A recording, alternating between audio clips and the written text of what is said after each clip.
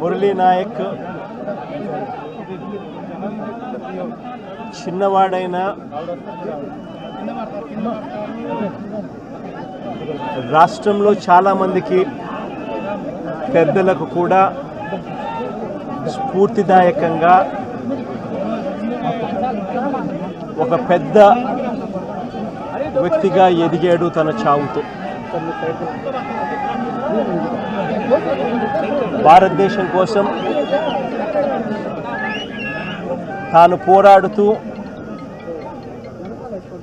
తన చావు వల్ల అనేక మంది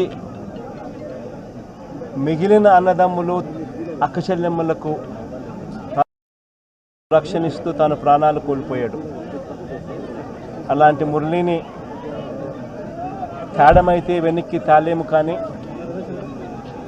కానీ మురళి చేసిన త్యాగానికైతే మాత్రం ఆంధ్ర రాష్ట్రంలో ఉన్న ప్రతి ఒక్కరం కూడా మురళికి ఇప్పటికీ కూడా రుణపడే ఉంటాం. రాష్ట్ర ప్రభుత్వం మొట్టమొదటిసారిగా ఏ జవాన్ చనిపోయినా కూడా ఆ జవాన్లకు ఇటువంటి ఘటనలో ఏదైనా కానీ ప్రాణాలు కోల్పోతే, దేశం కోసం పోరాటం చేస్తూ ప్రాణాలు కోల్పోతే 50 లక్షల రూపాయలు ఇచ్చే సాంప్రదాయం మొదలుపెట్టింది వైఎస్ఆర్సీపీ ప్రభుత్వ హయాంలో మొదలుపెట్టినందుకు చాలా సంతోషపడతా ఉన్నాం. ఆ సాంప్రదాయాన్ని కొనసాగిస్తూ ఇప్పటి ప్రభుత్వం కూడా 50 లక్షల రూపాయలు మురళి కుటుంబానికి ఇవ్వడానికి ముందుకొచ్చినందుకు ఈ ప్రభుత్వానికి కూడా కృతజ్ఞతలే. పార్టీ తరపు నుంచి అన్ని రకాలుగా మురళికి అండగా తోడుగా ఉంటాం.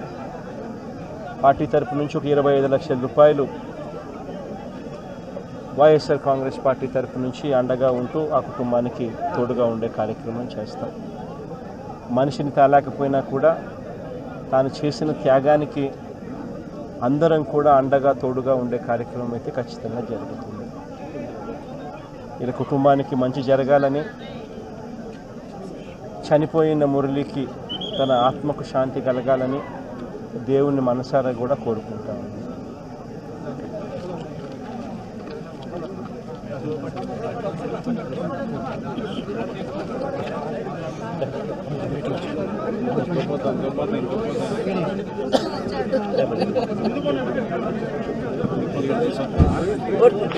కోటి కోటి ధన్యవాదాలు సార్.